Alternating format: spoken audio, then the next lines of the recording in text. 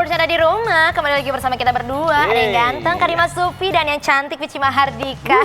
Maksa nggak ada yang muji soalnya. Oke, Kak Dimas, cantik ya? Cantik ya, iyalah kalau ganteng kan kamu, Cielah, masih usaha ya. Kak Dimas, jangan sampai mual di sini ya gara-gara saya, Kak Dimas.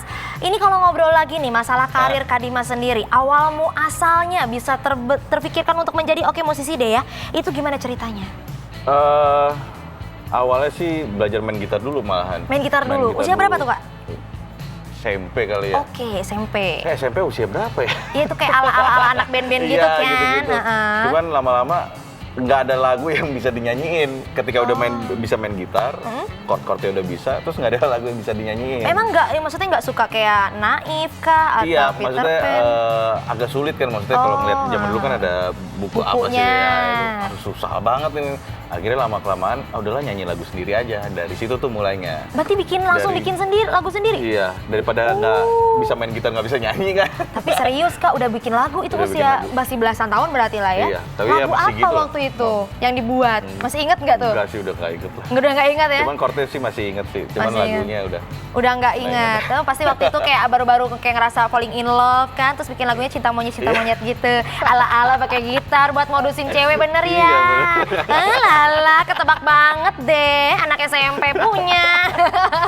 Oke Kak Dimas, di sini Vici Buhun ada kabar. Tapi sebelum kita bahas soal kabar atau berita dari Sang Burung Merpati, di sini Vici pengen ngasih tahu ke Copywords yang ada di rumah kalau misalnya Kak Dimas Sufi ini adalah anak dari komedian, betul? Betul. Komedian siapa namanya?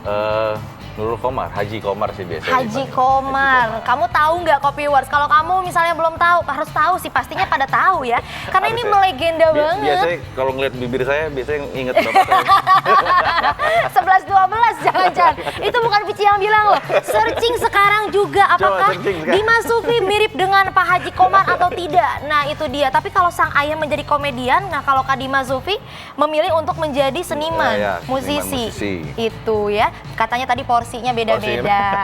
Kalau sekarang ditantang disuruh ngelucu bisa nggak? Nggak bisa kayaknya. Jangan saya. Kalau ngegombal? Bapak saya aja. Kalau ngegombal masih bisa nggak? Dikit-dikit kali ya. Coba, gombalin adek dong bang. Langsung nih, mikir. Iya, mikir soalnya. Coba. Jangan. Oh, nggak kuat nih, belum kuat nih. Ya udah, biar relax dulu. Kita kasih kabar dari Sang Burung Merpati aja gimana? Siap ya. Oke, Copywords ada di rumah. Ini dia kabar dari Sang Burung Merpati untuk Dimas Sufi. Yang pertama, ini burung bawa berita apa, kita intip dulu. Mudah-mudahan gak bikin malu tuh kabarnya kan. Cerita Dimas Sufi oleh Dimas Sufi bersama Tessa Priyanka, Deborah J. Madu, Cantika, dan Yuka Tamada. Aduh, cerita apa ini rame-rame? Apakah dia menceritakan tentang diriku? Ataukah menceritakan tentang arisan siapa yang akan keluar duluan? Itu cerita apa maksudnya, Kak? Itu bagian dari perjalanan tour ya. Dimulai di Galeri Indonesia Kaya.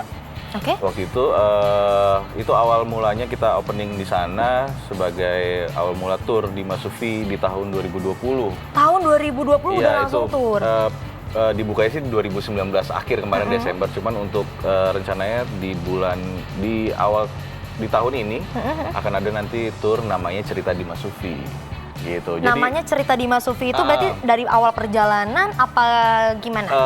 Karena kebanyakan dari lagu-lagu saya lebih banyak bercerita sih, jadi lebih tentang sosial politik, sosial budaya, tentang lingkungan, tentang banyak macam kehidupan antara sesama manusia lebih banyak ya sih. Jadi teman-teman dan tim setuju kalau misalkan tour ini dinamain Cerita Dimas Sufi gitu. Cerita Dimas Sufi, dan juga mengajak pastinya dari seniman-seniman Indonesia ya, seperti Yuka Tamada, kemudian tadi yang sudah Cantika dan ada Tessa Priyanka. Ini udah terrealisasi atau masih? Sudah terrealisasi. Sudah ya? Desember kemarin sudah terrealisasi di Galeri Indonesia Kaya kemarin. Dan selanjutnya apakah akan ada lagi perjalanan selanjutnya? Nanti akan ada lagi besok di Ear House Pamulang. Di Pamulang? Di tempatnya Endah Hendresa. Gitu. Silahkan diajak nih, mungkin ada orang Pamulang, warga Pamulang biar ikutan, silahkan Kak Dimas. Jam 9 malam di Ear House Pamulang. Ear House itu tempatnya Endah Hendresa. Endah Hendresa ya. Dan sama ngajak penyanyi-penyanyi yang seperti kalau Kota ini Mada dan lain-lain? dari tim ya Enda Hendresa pengennya sih memang lebih intimate. Jadi kalau di sana besok itu cuman Dimas Sufi aja sih. Dimas Sufi aja, tapi boleh ini nggak sih kayak bocoran gitu? Seperti apa sih acaranya? Nanti akan ada beberapa video penayangan tentang komentar-komentar, kan mengeluarkan single Tenggelam juga. Jadi ini part of promosi Tenggelam, tapi menceritakan keseluruhan Dimas Sufi the whole album untuk nanti di tahun 2021 album. Waduh, ini udah mulai berat pembahasannya ya Pak ya. Berarti selalu produksi terus ya, dan udah ada bayangan. Rencananya sih memang dari saya pengennya, karena sekarang kan eranya digital dan serba cepat gitu ya, dan semuanya pun banyak banget musisi yang bisa 2 bulan sekali rilisnya, dan pendengarnya juga, listenernya bebas-bebas aja untuk dengerin siapa aja kan. Jadi mau nggak mau kitanya harus lebih aktif. Lebih aktif itu dia. Dan Kak Dimas juga tidak mau kalah start pastinya kan. Jadi itu dia ya, untuk warga Pamulang pokoknya besok jam 9 malam ya Kak ya.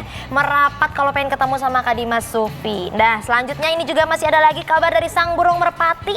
Ini burung biasanya kalau nyari kabar suka bikin malu. Tapi mudah-mudahan yang ini nggak bikin malu ya Kak ya. Iya. Ini suka malu-maluin, kabarnya kadang suka hoax, apa. Coba kita intip dulu yuk, ini dia beritanya ada apa? Karena Prilly Latukonsina, Dimas Sufi luncurkan single Intimidasi Dunia Maya. Waduh, ada apa kaitannya dengan Prilly Latukonsina? Apakah Dimas Sufi yang memiliki hubungan dengannya? Aduh, itu dia ya. Bener nggak nih? Maksudnya kenapa? Hubungannya apa nih? Cuman sesama warga Tangerang aja sih. Oh, warga Tangerang, iya bener. Jadi waktu itu apa nih? lagu itu terinspirasi dari Prilly Latukonsina. Waktu itu kalau nggak salah saya lagi pagi-pagi bangun tidur, biasalah orang tua nyetelnya infotainment biasa kan pagi-pagi ya. Di cerita itu di infonya itu adalah Prilly Latukonsina jatuh sakit karena diet. Ditanya dietnya apa dan segala macam dijelasin, karena ternyata karena banyak yang bully kalau dia agak mulai gemukan, katanya dia akhirnya body shaming lah jatuhnya kayak gitu lah. Nah berpikir kayak banyak banget yang kayak gitu sekarang ya, nyari-nyari info, ternyata nggak cuma Prilly Latukonsina, ada beberapa orang yang bahkan sampai bunuh diri bahkan. Betul, karena bullying bullying gitu, jadi mereka stres, mereka terintimidasi, mereka depresi, ya akhirnya jalan singkatnya adalah bunuh diri gitu. Nah ini lagu yang menyuarakan para korban suara hati lah gitu loh. Nah, di sini pesannya ingin disampaikan dari lagu ini ingin mengajak teman-teman untuk setidaknya mulai aware lah soal isu ini gitu loh, karena kadang-kadang jempol kita lebih cepat daripada mulut kita. Iya Pak, kalau zaman sekarang ini yang pedas bukan lidah lagi, itu tapi jempol jari kita ini lebih pedas. Habis makan pecel lele kan lebih pedas lagi. Apalagi taruh ke mata. Makin tambah sedap itu kan pedasnya. Iya, ya itulah maksudnya, kadang-kadang kita nggak sengaja. Iya, pengennya sih bercanda. Benar. Tapi ternyata malah sakit hati. Itu jokesnya nggak banget ya gitu. Ternyata nggak masuk.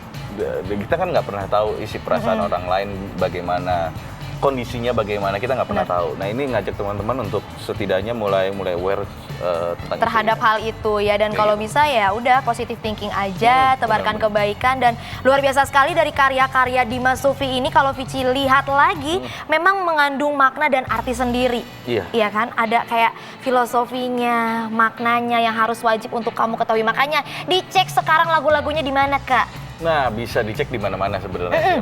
Di mana-mana sudah tersebar. Ada di mana-mana. Di YouTube ada, digital platform Spotify, iTunes gitu-gitu. Sudah ada ya, di search aja Dimas Sufi pokoknya.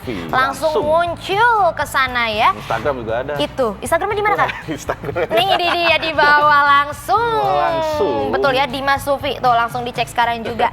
Karena ini penting banget sih, maksudnya untuk menyuarakan hati para mungkin korban-korban yang sudah merasakan dibully, atau ya itulah ya, namanya di sekolah pun ada pembulian gitu. Itu sangat mengerikan sekali ya, bahkan sampai bunuh diri. Aduh, ngeri banget deh. Nauzubillah min zalik ya. So, ini dia masih ada juga kabar dari sang burung merpati Kak. Kita intip lagi dia bawa burung atau bawa burung lagi. Bawa kabar apa itu burung? Cus, ini dia. Kabar yang ketiga. Nah, Musisi Dimas Sufi suarakan perlawanan terhadap online bullying. Ya itu tadi ya, masih kaitannya dengan poin yang kedua. Luar biasa sekali. Tahu ya? Itu dia burung kita itu pinter, cerdas, luar biasa. Mau kenalan lah sama burungnya lah. Itu, nanti kenalan sama burungnya ya. Ini kayaknya semua orang pada pengen kenalan sama burungnya Kopi Santai deh. Ya. Itu dia. Kepo nih berarti burungnya. Kayaknya sih begitu ya. Terus kalau misalnya ngobrolin masalah lagu dari yang Intimidasi Dunia Maya ini rilisnya tahun berapa sih? Tahun kemarin ini. Tahun kemarin? Tahun 2008. Iya, akhir tahun kemarin jatuhnya hampir 2 tahun berarti ya, akhir tahun kemarin ya. Pas emang isu-isu Prilly itu lagi naik lah, ya? nggak lama pengerjaannya sih cepet banget karena isu itu lagi naik, ke drift jadinya untuk bikin lagu, jadi bagannya apa segala macem, langsung masuk studio, record sekitar semingguan, mixing mastering langsung rilis lah ya. Tapi kalau untuk warna sendiri dari Kak Dimas Sufi ini, warna musiknya ke arah apa sih? Lebih ke arah rock alternatif sebenarnya. Atau biasanya kalau di sini agak pop rock kali ya.